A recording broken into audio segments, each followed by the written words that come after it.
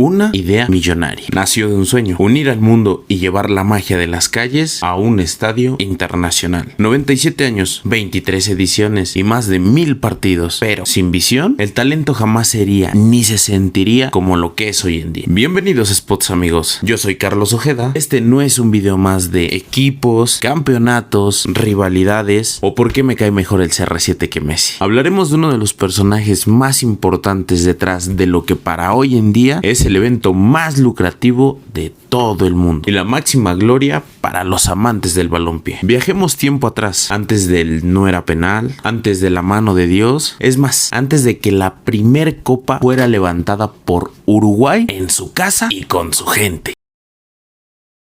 En un pequeño pueblo rodeado de bosques y pocos caminos de Thionville, Francia, nace Jules Ernest Séraphin Elizalde Rimet, el hombre que años después organizaría el evento deportivo más grande de todo el mundo. Pero para eso aún faltan algunos años. Su infancia estuvo lejos de los lujos. Nacido en el seno de una familia católica, siendo el hijo mayor de 5 hermanos, llevaba una rutina sencilla: ayudar en el viejo molino de su abuelo, la tienda de abarrotes de su papá, revisar el campo, cuidar a los animales y asistir a la escuela local. Una vida normal antes de los celulares, pero con un detalle: el fútbol aún no llegaba a Francia, apenas empezaba a expandirse en Inglaterra. Su educación católica sentó las bases de los valores que lo guiarían toda su vida: servicio a los demás, igualdad entre las personas y disciplina. Francia apenas se recuperaba de la guerra franco-prusiana, así que a los 11 años decide buscar mejores oportunidades y junto con su familia abandona su pueblo y se muda a una de las capitales más influyentes de aquella época, París. Un cambio radical, de calles tranquilas y sin pavimentar a la gran urbe. Básicamente lo que sentimos los del estado cuando viajamos a la ciudad todos los días. Aquí fue donde nuestro protagonista empezó a conocer los deportes ingleses. El fútbol era considerado un deporte exclusivo de estudiantes acomodados, básicamente algo como los del TEC o los de la Anáhuac. Pero Jules vio más allá de lo evidente. Más que el deporte, vio lo que este producía en las personas. Reunía gente, enseñaba disciplina y fomentaba el trabajo en equipo. Además, podía romper barreras sociales. ¿Qué opinaría de todo lo que hicimos en el Ángel? ¿Tú qué opinas? Te lo en comentarios. Ojo, nunca destacó como futbolista. De hecho, creo que estaba por debajo del promedio, pero su talento era otro: organizar personas y construir instituciones. Su dedicación escolar le valió una beca del gobierno francés y posteriormente entró a la facultad de Derecho. Cursaba clases vespertinas y nocturnas porque en el día ayudaba en el negocio familiar. Y sí, aún así, ejerció como abogado. A los 17 años, un libro escrito por el Papa León VIII le cambió la vida. Un texto centrado en la dignidad del trabajo y la justicia social. ¿Crees que en el fútbol de hoy son significativas estas cualidades o es puro marketing que nos están vendiendo? Te leo aquí abajo: recordando de dónde venía, hizo que defendiera un fútbol accesible para todos, en una época donde los clubes eran más que exclusivos. A sus 25 años ya tenía una convicción clara: el deporte debía servir para educar, integrar y acercar a las personas, no para separarlas. ¿Tú qué opinas? Además, creía que con este medio se podía contribuir a la paz entre naciones. Encaminado en este pensamiento, en 1897 fundó el Red Star Football Club. Después de este acierto, en 1910, mientras en México comenzábamos con la revolución, Jules colaboró en un proyecto considerado el primer intento serio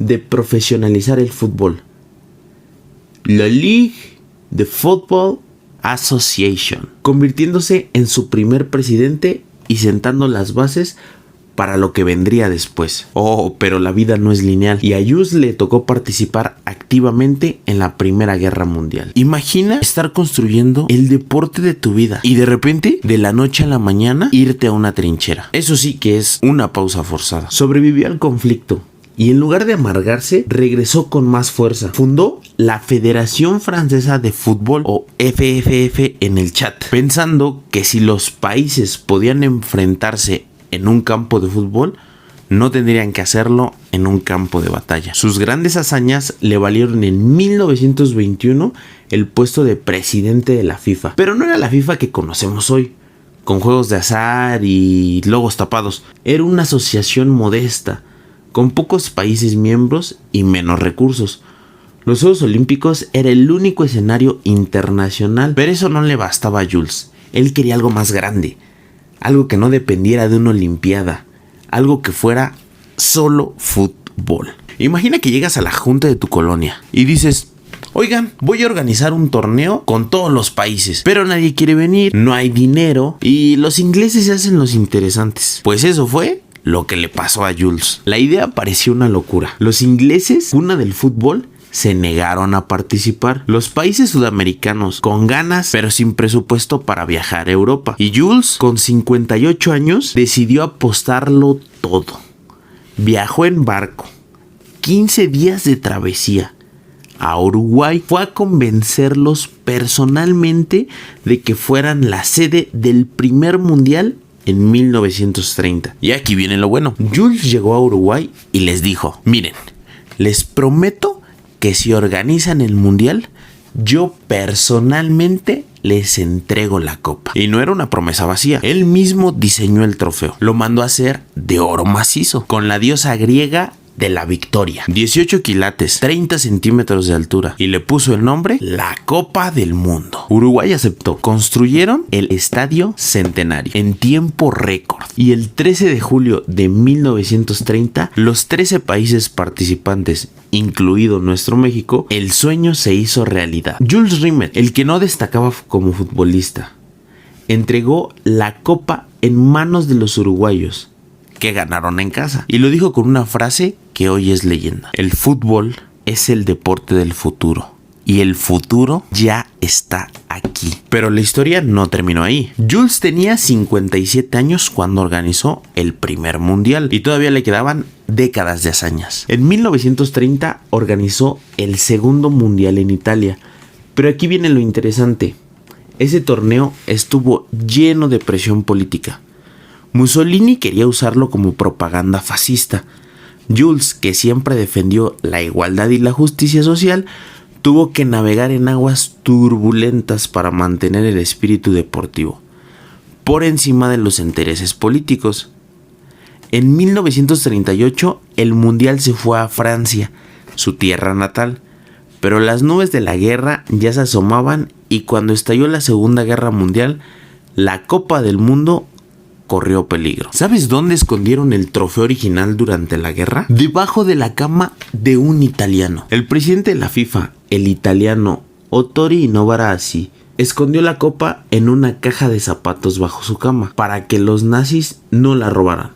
Y cuando la guerra terminó, la devolvió intacta. Y en 1946, en un congreso en Luxemburgo, la FIFA tomó una decisión histórica. La Copa del Mundo pasaría a llamarse la Copa Jules Rimet, en su honor, la gloria eterna para el hombre que soñó el torneo. Jules Rimet se retiró de la presidencia de la FIFA en 1954 con 81 años, pero nunca se apartó del deporte. Siguió asistiendo a partidos, dando conferencias y defendiendo su idea de un fútbol para todos. El 16 de octubre de 1955, a los 83 años, falleció en Suresnes, Francia. Pero su legado no murió con él. Su copa, la que él mismo diseñó, siguió viajando por el mundo. Brasil la ganó en 1958, 62 y 70 y se la quedó en propiedad definitiva. Pero en 1983 el trofeo original fue robado en Río de Janeiro y nunca se recuperó. Se cree que fue fundido. Una copa de oro macizo fundida. Así de cruel a veces es la vida. Pero